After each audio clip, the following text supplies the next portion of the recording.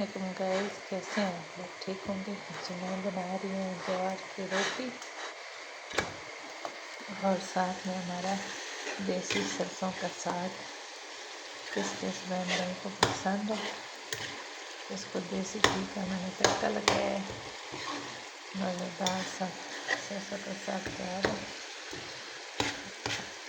जिस बहन भाई ने खाना है। और यहाँ पे ज्वार की रोटी है। एक और बनाएंगे, पेड़ा बनाया हुआ है।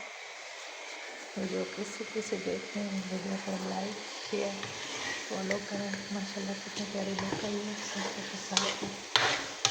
किस किस को पसंद है कमेंट सेक्शन में ज़रूर बताया करें अपनी पसंद।